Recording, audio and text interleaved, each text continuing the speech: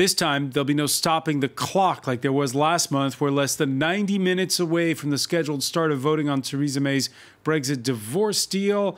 The question no longer whether it will pass or fail, but pretty much by how much it will fail. If it's a tight vote, she keeps control of the process, at least for now. But what if she suffers a rout? Conventional wisdom has it that Labour will trigger a vote of no confidence, and that the DUP, the Unionist party from Northern Ireland, as well as Tory backbenchers, will keep the Prime Minister afloat. First, though, comes this vote on a divorce deal. And what about last week's amendment that orders the PM to come up with an alternate plan by next Monday if it fails? We're going to be going through all the various scenarios and pause for a moment to ask how much Britain has changed in the 2.5 years since it voted out of the European Union, how much Europe has changed. When all is said and done, how badly do citizens want in or out? Today in the France 24 debate, we're looking at the countdown to the meaningful vote. Joining us from Strasbourg, Conservative member of the European Parliament, Sajad Karim. Thank you for being with us. Good evening. It's a pleasure as always. Labour MEP Mary Honeyball is also in Strasbourg. Welcome to the show. Welcome and good evening. From Madrid, Ben Page, Chief Executive of the Ipsos Mori, which does polling and analysis. Many thanks for being with us. Good evening. He's an attorney and a political commentator, Laurent Cohen-Tanuji, the author of Resistance, Democracy Put to the Test.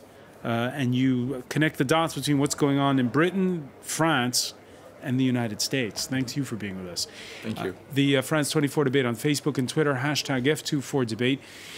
The day began with what I guess you could call something of a bad omen for the Prime Minister. Labour MP Hilary Benn withdrawing an amendment that would have rejected both the divorce deal on offer and a no Brexit scenario.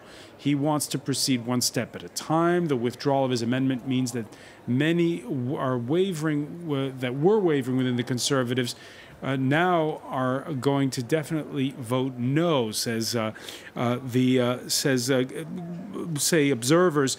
Sajad Karim, by how many votes can Theresa May afford to lose this vote? Well, the impression I have is that Number 10, the Prime Minister's office, are working that if they can keep the figure below 100, they will regard that as giving them the room they need to carry on fighting.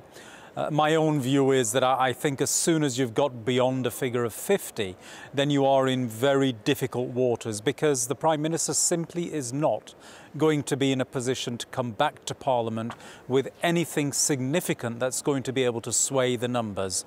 So I really don't see the figure of 100 as being a movable figure thereafter. So 100, a movable figure, but we heard a spokesperson for the government saying that effectively, she will come what may, she's not going to resign. Your thoughts on that? I accept that. I think it's the Prime Minister's intention that regardless of however the vote works out tonight, she is not going to be resigning, and she will very quickly come forward with her plan as to where we move on from here. I don't believe the Prime Minister is going to be in a position to provide an alternative plan which in any meaningful way is very different to the plan that people are going to be voting on tonight. And therefore she is going to find herself in very difficult territory. But despite that, there will be no appetite either for her to resign or indeed from within the Conservative Party calls for her to resign. All right, Hilary Benn, who again said earlier he was withdrawing that amendment that would have made it, tried to make it at least, a choice between no Brexit and scrapping the concept of a no Brexit deal for now, stopping a no Brexit deal. One of his, in his series of tweets, he says, if the Prime Minister loses tonight, the government must reach out across the House to try and find a way forward. If this doesn't happen, Parliament will have to take the lead. My question to you, Mary Honeyball, is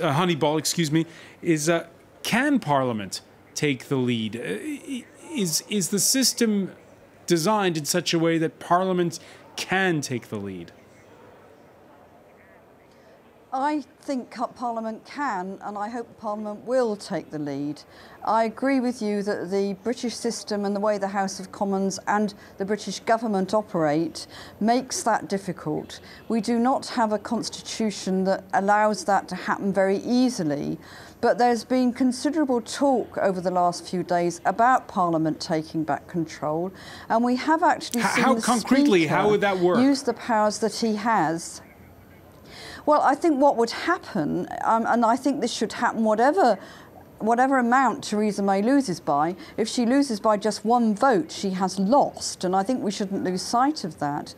We should therefore make sure that all the MPs from the different parties who want to get this moving and maybe have a people's vote, maybe find some other mechanism, they should get together and we should start much more cross-party working, because the British system is very divided on party lines and Brexit is just too important for that.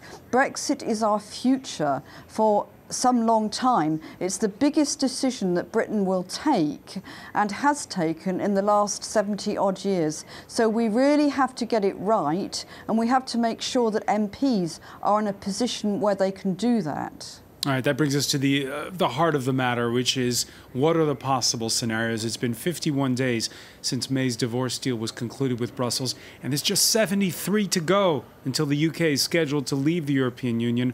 More on that from Solange Mougin. When it comes to what happens next for Brexit, there are a plethora of possible scenarios. Parliament could pass Theresa May's Brexit deal. But despite repeated pleas from the Prime Minister, pushing through the so-called meaningful vote is unlikely. So what happens then in the uncharted territory that is Brexit? First, the government has 3 days to come up with an alternate course of action. If the deal is defeated by a small margin, May could try again with a slightly altered plan. But Brussels would need to okay renegotiating. If there's a large margin of defeat, she could request to start again with a cross-party push for a more consensual Brexit. That option seems unlikely. Then there's the possibility of a general election being called, either by MPs after a no-confidence motion or by Theresa May herself. Many in Labour have been pushing for this as a means to try and become the ruling party. But Theresa May could turn to this option too, gambling for greater popular support. A second referendum could also be in the cards.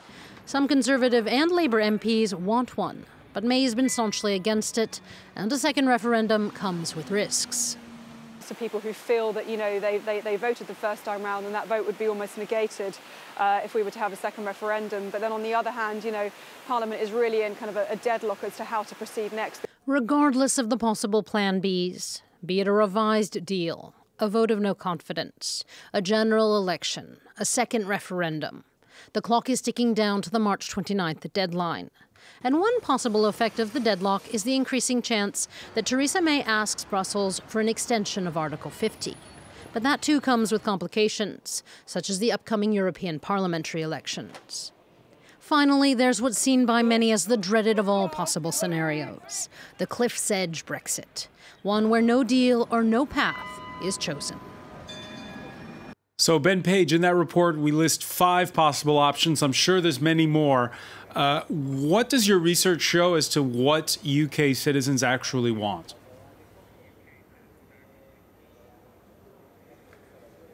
Well, the problem is that the British public is in some ways as divided as their politicians, and this is in part why we are where we are. So we voted narrowly to leave the European Union by 51.9%, and since the referendum, public opinion has moved very gently back towards Remain, but by in no means any conclusive manner. So we're still very divided, and the problem is that when you ask the public, if this vote goes as everybody expects it tonight and Parliament rejects Mrs May's deal, then what? And we asked the public about this very recently, and the difficulty is the public is completely split on what should happen next. So 1 in 5 say, okay, fine, we'll just leave the European Union with no deal, the cliff edge. Another 1 in 5 say, let's have the referendum again. And another 1 in 5 say, let's go back and renegotiate. So the public are equally split over the possible courses of action. I think, and this is why we're at this amazing sort of position where nobody knows what's going to happen. And that's in part because public opinion is very, very divided on this issue. Very divided on this issue. I just want to get a reaction to what you said to Laurent Cohen-Tanuji, because here in France we're having the argument over how much support the yellow vests actually have. It's sort of a mirror over there of who's got what is the will of the people. It seems to always be the question that comes back. Yeah, it's a complicated issue, but listening to what I've heard, and as an outsider, as a Frenchman, I would think on the tonight's vote is that the Brexit deal is on the table. There's not going to be much renegotiation. The EU has said this repeatedly. So it seems to me that if the Parliament votes against it, and they've already rejected the no deal and Brexit, and rightly so, what remains is the Remain option, actually. And so then the question becomes, does the vote of the Parliament, is that enough to put back the Remain option on the table, or do you need a second referendum? That is my view of the situation. Ben Page, you heard Sajad Karim say that anything above a 50-vote margin starts to become problematic for the Prime Minister. You heard Mary Honeyball say losing by even 1 vote makes it problematic for Theresa May. How much authority, how much credibility will she have after this vote? Well, the very short answer is not very much credibility, but she does not have a lot of credibility either at the moment. The issue is that in politics in Britain at the moment, the opposition, led by Jeremy Corbyn, are, despite all of Mrs May's problems and repeated failures and a complete lack of confidence in her management of Brexit, despite all of that, the Labour Party is neck and neck with the Conservatives, and Mr Corbyn is not seen, the leader of the Labour Party is not seen by the British public as offering any better any better solution. And in fact, most people don't want a general election when we ask them. So this is the problem. The parties are neck and neck. Neither has a clear lead, despite Mrs May's problems. And the public remain divided over the issue. I think the chances, though, I think it's very clear that both the Conservative Party leadership and the Labour Party leadership do not really want a second referendum. Partly because they feel that we've had a referendum and we've decided that we should accept its conclusions. And also, I think if we do have a second referendum and it was perhaps a narrow win for Remain, again, there will be massive problems in terms of managing public opinion. So either way, we are between the devil and the deep blue sea, really, at the moment, in terms of public opinion, but also in terms of where our politicians are. All right, the sound quality is a little bit poor. Apologies for that. Ben Page, many thanks for that. Mary Honeyball, your reaction, because you just heard Ben Page explain how there's not much support for a general election, and yet that is the preferred option of the leader of the Labour Party. Ben Page, of course, is absolutely right. The country is very divided on this and very closely divided. The result of the 2016 referendum was very close indeed. And we really do need to find a way through this. And that is, of course, what tonight is trying to do, and maybe the beginning of a process which could well at least get out of this in some reasonable fashion. My own view is that we should go back to the people. It was the people in the 2016 referendum who voted narrowly to leave. We've seen now the deal that is on the table, so there is something else which needs to be voted on. So I think the real way to do this, and the only legitimate way, is to have another referendum. So you're saying, and you're remain on the ballot paper. And you're saying, Mary Honeyball, have another referendum. Most lawmakers from your party say, let's have another referendum. Yet the leader of your party is saying, let's have another general election. Why is that? Well, leaders of the political parties want general elections because obviously they want to get themselves and their party elected. In most other circumstances, I think that would be the right thing to do. But this is so special, so unusual, and so important that the only way through it with any sort of legitimacy and any sort of outcome which stands any chance of being accepted is a people's vote, a final say for the British people on the deal and on whether to stay in the European Union. And I would also like to add in this that things have moved on since 2016. There have been lots of opinion polls on this, as you know, and they are showing a continual movement towards Remain. And according to every poll that's been held, if there was a referendum now, Remain would win it. And I think we need to take that on board because public opinion has moved as people have seen what the referendum means and what Theresa's May deal means. And that's what's different now. Let me ask you, Laurent Cohen-Tanuji, we've heard in this discussion Sajjad Karim express his differences with the leader of his own party. You've just heard Mary Honeyball express the differences with the leadership of her own party. What does that tell you about Britain today and politics on this continent right now? Well, I mean, first that the divide between party leadership and people, it's a difficult concept to manipulate people, as you mentioned earlier. But it seems to me that this whole Brexit story has been, manipulated by domestic politics, British domestic politics. Cameron did his referendum for domestic political purposes, and the game is continuing. And Britain has wasted 2.5 years obsessed with this issue and not being able to get out of it. So domestic politics should not prevail over such essential, existential, I would say, issues such as remaining or not in the European Union. And I would say on the referendum, this is more important even than a constitutional question. And constitutional issues, you normally have a supermajority vote. In other words, simple majority is not enough. But here, this is even more important than that. And doing a referendum at simple majority with the level of misinformation, disinformation, lies, sometime during the Brexit campaign, foreign interference maybe. But that's what happened here in this country when, for instance, we agreed to join the euro. It was a referendum. It won by a very thin margin. Right. I don't think it was necessarily the right thing to do, but anyway, it was won. But I'm saying there's definitely a case for doing another referendum now that the lessons have been learned. People understand what Brexit really means. And, there's certainly, or the parliament could take back, because after all, Britain invented parliamentary democracy.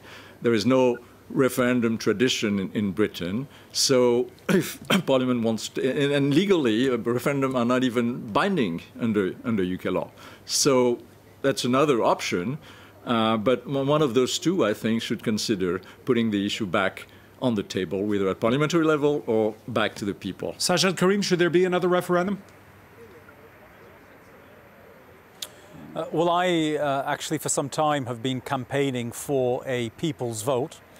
The reason for that is that whilst constitutionally, actually, the Prime Minister does not even need the Parliament's permission to withdraw Article 50. She can do that unilaterally, and the European Court of Justice has confirmed that the UK can do that unilaterally.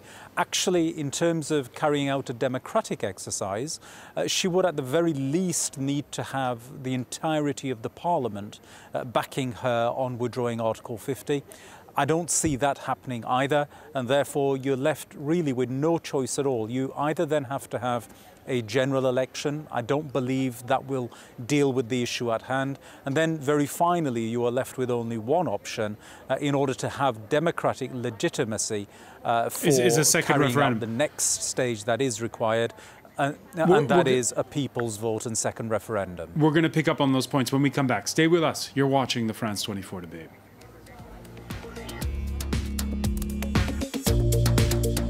Some people think Artemisia annua is a dangerous plant. I would never give this to my own child. But it's been used in China for 2,000 years to treat malaria and is still grown by farmers in Africa. If you have a fever, add a pinch of Artemisia, drink it, and the fever disappears. And it's not easy to find.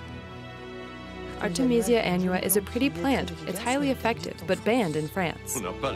You cannot ban treating people with herbal medicine. Artemisia only seems dangerous to those for whom malaria is their business. I was contacted by a large pharmaceutical depot in Kindu, who said, "You, sir, are messing with our business." And our financing was cut overnight. Watch the malaria business, a remarkable investigation in Reporters Plus on France 24. Welcome back. Before we resume the France 24 debate, some of the other stories we're following for you in the newsroom. At least 4 killed, the siege continuing in Nairobi at an upscale hotel complex. Somali al-Shabaab militants claiming responsibility for the attack there. Gunfire continuing to be heard into the evening. Supporters of Laurent Gbagbo celebrate as Ivory Coast president is cleared of crimes against humanity. The International Criminal Court to decide Wednesday whether to liberate Gbagbo. The prosecution's pondering an appeal. The internet cut in Zimbabwe a day after protests against inflation and fuel hikes turned deadly, with 3 killed across the country. And in France, Emmanuel Macron kicks off 3 months of citizens' consultations in Normandy. Despite tight security, the French president still met by several dozen Yellow Vest protesters.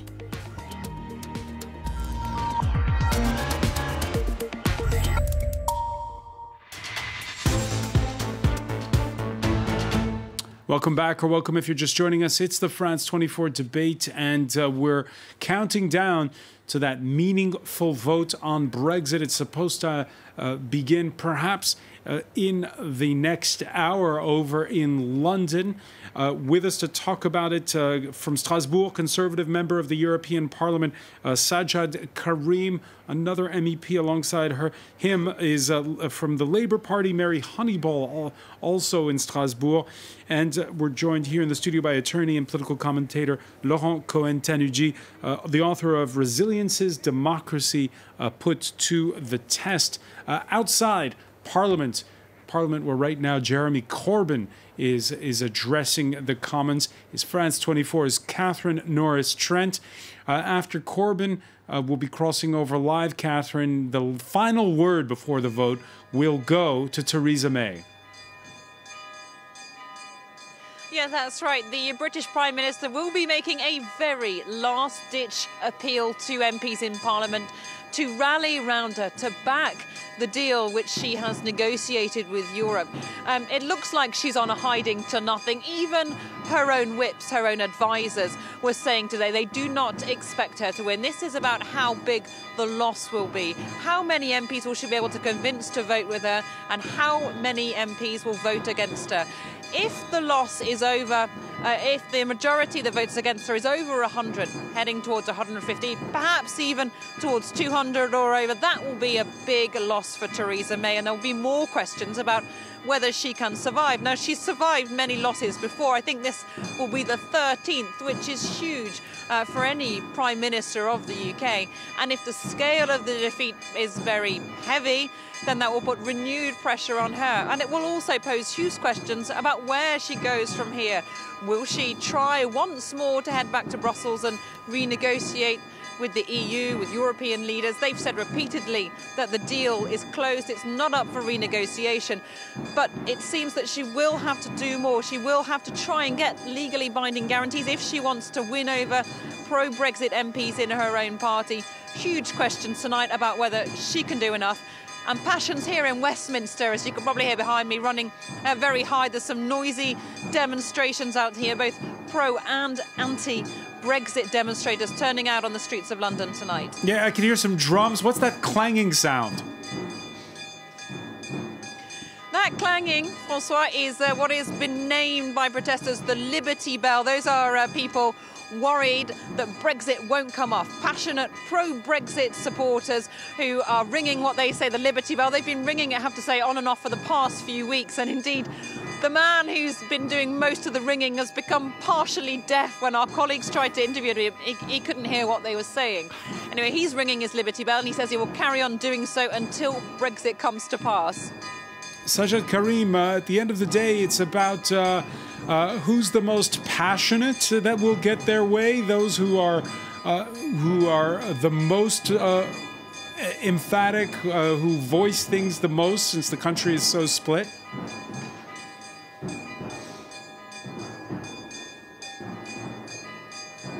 Supporting part of the United Kingdom was actually led by people who were the most vociferous. I do get a sense and feeling that actually we are now moving into a very different stage of debate, where some of the details, some of the less impassioned aspects of what is involved with leaving the European Union will actually get far more consideration with a much cooler mind, which was not an atmosphere that existed during the last EU referendum campaign. So in terms of stirring up emotions and passions, the Brexit brigade was certainly far better at that than those of us that were supporting Remain. According to YouGov, with hindsight, a clear majority now believe Brexit's a mistake. Here's the subtlety, though. That doesn't mean that a clear majority favors a second referendum. That's according to that, part of that YouGov survey. And we heard Ben Page saying in part one of our discussion how most people are split over whether to have a second referendum. They definitely don't want a second general election. So Sajad Karim, you're saying that people are less impassioned than they were 2.5 years ago. But really, how much has Britain changed? Well, I think the actual situation is this. People take the following view. The people that wanted Brexit and won the referendum made certain promises to them. And they were promised that this would be a pain-free exercise that would lead to prosperity. And so they are now demanding, people are now demanding that fulfill the promise that you made. Now, the parliamentarians know that that is not a promise that can actually be fulfilled.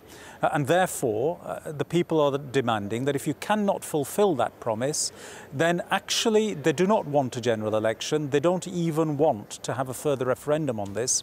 They just want the people that promised this to now finish this and deal with it in whatever way they possibly can, based upon the promises that they made. Now, if those promises can't be fulfilled, I'm afraid with a deadlocked parliament, we are left with no choice but to once again, even though the public don't want it, to call upon the public to give us one final set of instructions. And that is only most properly and effectively done by way of another much unwanted referendum. So you agree with that, Mary Honeyball? It may not be popular, but it's still the only way, a second referendum. How do you sell that to constituents? Yeah, I do agree with that. I think that is the only option now that's realistic and that actually makes any sense. I think it's interesting that the poll results that you quoted, that people are very worried about what's going on. They don't want Brexit, and they feel that they have been lied to, they've been sold something that was very wrong. They haven't yet seen the £350 million a week that was promised for the National Health Service, for instance. But they don't want a referendum because people, it's certainly in Britain, don't particularly like going out to vote, and they feel that they've had rather a lot of voting lately. But I think when they consider what's going on, what the options are, and the fact that there is going to something will need to be done as a result of what's happening in Parliament and as a result of the deal that's been negotiated. I'm going to interrupt you, Mary Honeyball, because we're going to cross to Westminster and listen to Theresa May, who is addressing the Commons before the vote. Mr. Speaker, this debate has lasted some 8 days over 54 hours, with speeches of powerful sincerity from over 200 honourable and right honourable members. It has been historic for our Parliament and for our country. We have heard contributions from every perspective, looking at all aspects of this complex and vital question. We've seen this House at its most passionate and vigorous, and I thank everyone who has contributed. No one watching this debate can be in any doubt about the strength of this House of Commons as the fulcrum of our democracy. This is a debate about our economy and security. the livelihoods of our constituents, and the future for our children and for generations to come. It goes to the heart of our Constitution, and no one should forget that it is a democratic process that has got us to where we are today. In 2015, my party stood on an election manifesto that had as a centrepiece the promise of an in-out referendum on the UK's membership of the European Union. The British people responded by electing a Conservative government to follow through on that promise. That is what we did when this House voted overwhelmingly to hold the referendum and put the choice in the hands of the British people. Indeed, 470 current members voted in favour of it, and only 32 opposed it. That campaign was keenly fought. It caught the public imagination like few campaigns before it. Turnout was 72%, higher than for any national poll for a quarter of a century. And while not overwhelming, the result was clear and it was decisive. Something this House accepted when we voted overwhelmingly to trigger Article 50. 436 current members voted to do so, only 85 opposed. Parliament gave the people a choice. We set the clock ticking on our departure. And tonight, we will determine whether we move forward with a withdrawal agreement that honours the vote and sets us on course for a better future. The responsibility of each and every one of us at this moment is profound, for this is an historic decision that will set the future of our country for generations.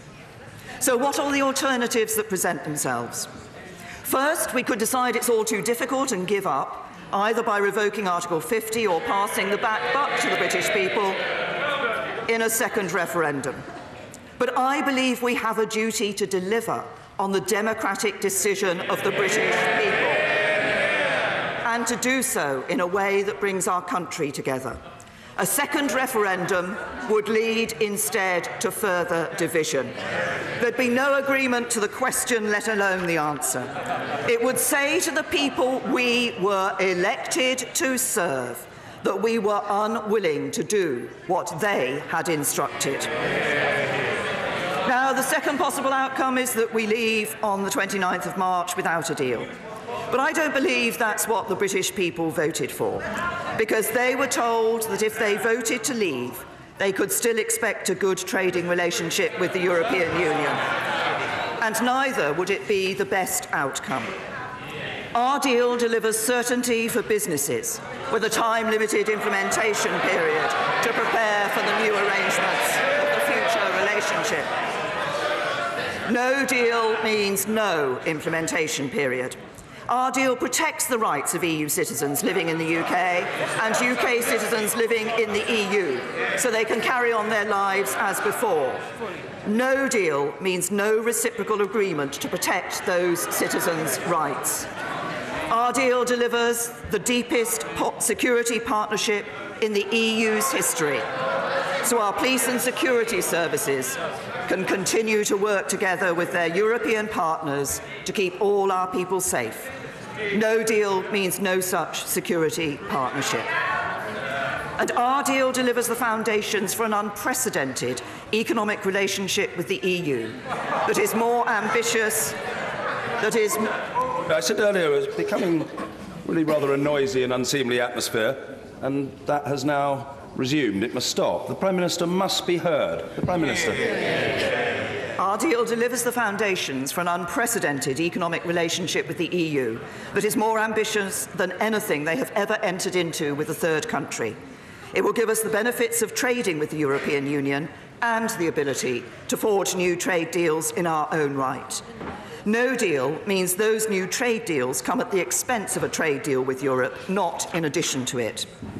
So while it is categorically wrong to suggest that our country could not ultimately make a success of no deal, it is equally wrong to suggest that this is the best outcome.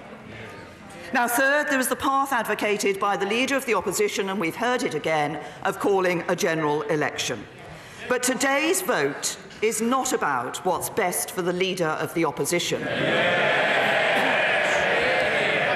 It is about what is best for the country. And at the end of a general election, whatever the result, the choices facing us will not have changed. It will still be no Brexit, leaving with no deal, or leaving with a deal. And there's no guarantee that an election would make the parliamentary arithmetic any easier. All it would gain is 2 more months of uncertainty and division. In 2017, the two main parties both stood on manifestos that pledged to deliver the result of the referendum. They got over 80% of the vote. People had the opportunity to vote for a second referendum by supporting the Liberal Democrats in 2017.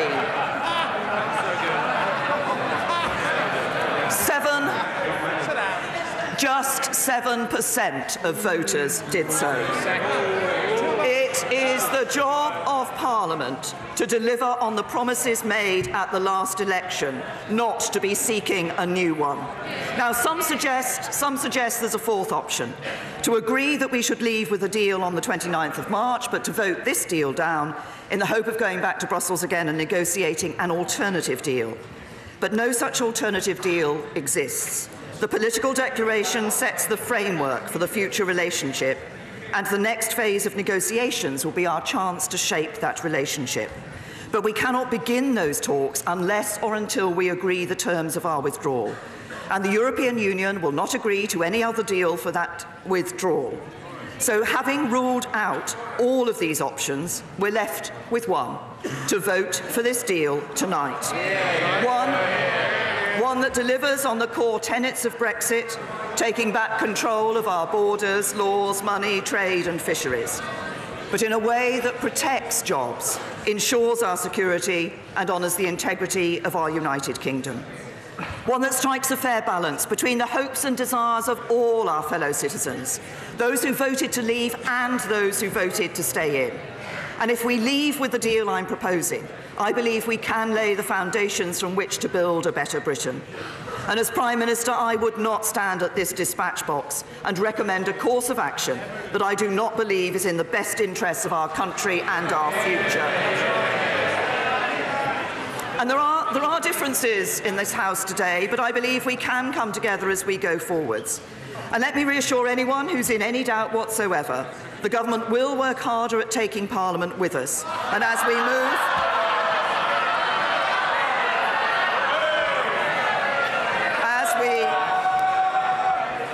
move on to the next phase of negotiations, we will be looking to work with Parliament to seek that consensus. But, Mr. Speaker, let me turn to the most contentious element of our deal, the Northern Ireland Protocol.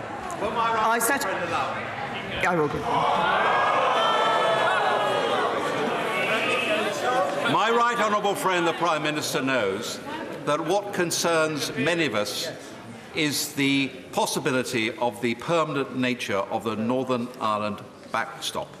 May I refer her to my Amendment B on the order paper, which sets a deadline for that backstop, and may I ask her what is the attitude of the government to my amendment?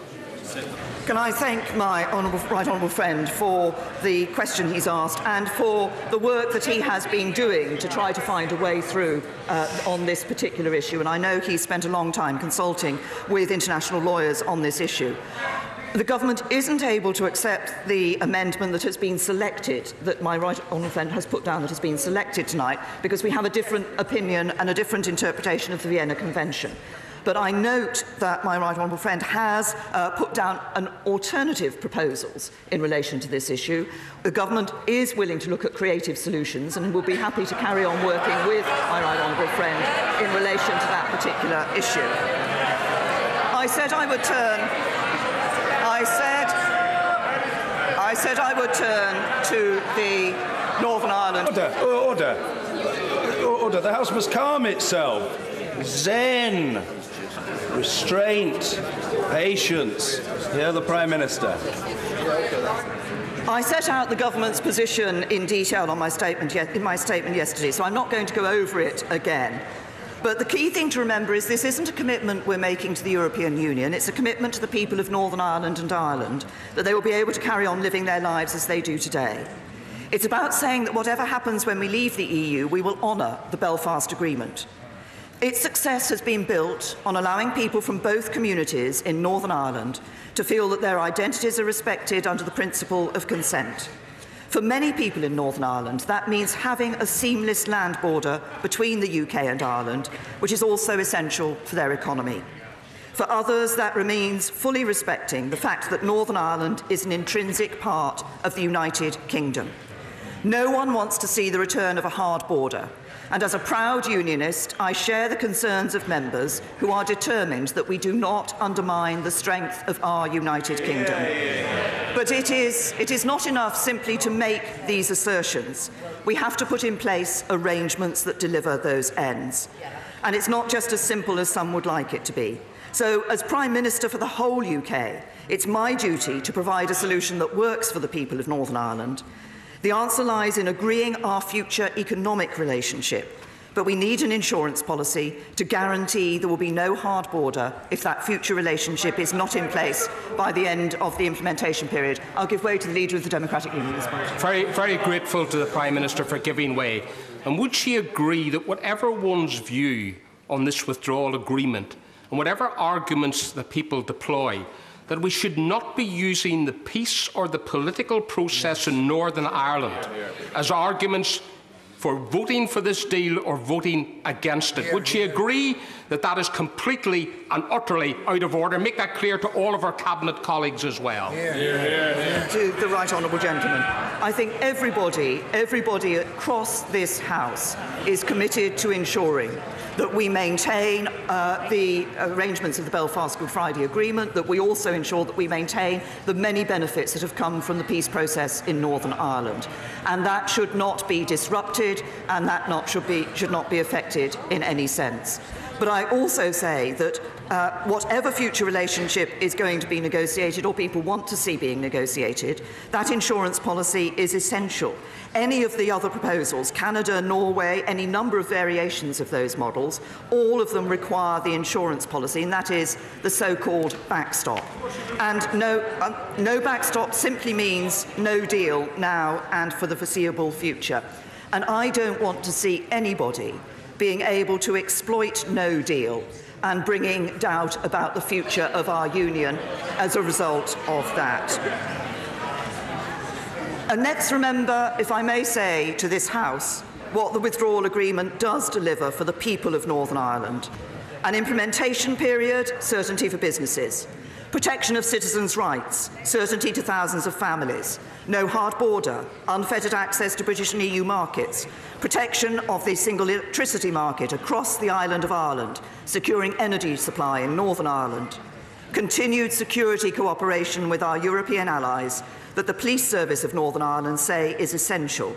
And above all, the protection of the historic Belfast Good Friday Agreement.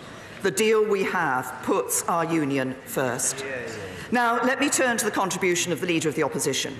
Characteristic of his whole approach to Brexit, long on criticism and short on coherence.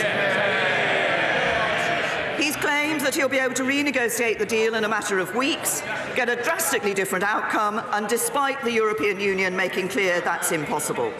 But everything he does is designed to avoid taking any difficult decisions, saying one thing to one group and another thing to another. In the general election, he said in his manifesto, freedom of movement will end. On Sunday, he said, I'm not against the free movement of people. When asked about Brexit in a German newspaper, he said, we can't stop it. The referendum took place. Article 50 has been triggered. In his speech at Wakefield last week, and again this evening, he said a second referendum was an option on the table. He says Labour would run an independent trade policy, but he wants to join the customs union.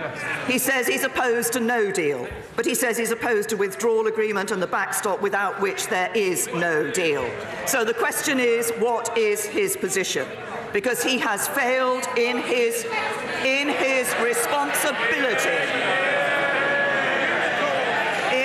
responsibility to provide a credible alternative to the government of the day by pursuing from the start a cynical course designed to serve his own political interest. And not the national interest. He has forfeited the right to demand loyalty from those of his MPs who take a more pragmatic view, because he doesn't care whether we leave or not, with a deal or not, as long as he can maximise disruption and uncertainty and the likelihood of a general election. And I hope that members opposite, who faithfully pledged to their constituents that they would respect the result of the referendum, that they think carefully before voting against a deal which delivers Brexit. And I hope that those who fear leaving without a deal, whose constituents rely on manufacturing jobs, think very carefully about rejecting a deal that is the only guaranteed way to take no deal off the table. Mr. Speaker, this is the most significant vote that any of us will ever be part of in our political careers. After all the debate, all the disagreement, all the division, the time has now come for all of us in this House to make a decision that will define our country for decades to come, a decision that will determine the future for our constituents, their children and their grandchildren, a decision that each of us will have to justify and live with for many years to come. We know the consequences of voting for this deal. They are laid out in black and white in the pages of the withdrawal agreement. But no one who votes against this deal will be able to tell their constituents what real-world outcome they voted for, because a vote against this deal is a vote for nothing more than uncertainty, division, and the very real risk of no deal. I'm very grateful for the Prime Minister for giving way. Prime Minister, on any of the analysis of Brexit. All right, so the final speech there by Theresa May with a lot of impassioned catcalling for the Prime Minister. Just a quick reminder before we go with our correspondent outside Westminster, Catherine Norris-Trent. This speech is to be followed by little votes on amendments and then the big one. That's right. There will be 4 mini votes, if you were, on amendments proposed to this Brexit text, tabled by backbench MPs from both the opposition and from the Conservative Party itself. And they're on different subjects. Jeremy Corbyn is going to ask for the whole thing to be scrapped and a different approach to be taken. The Scottish National Party will call for Article 50 to be extended, and Conservative MPs are looking for reassurances on the backstop. They're not expected to pass, and they're not expected to change the parliamentary arithmetic that much. The question now is by how many votes Theresa May will lose this vote, and if that last-minute appeal we just heard from the Prime Minister can make a difference, whether she can convince any of the MPs to get on board with her. All right, we'll see by what margin that vote happens.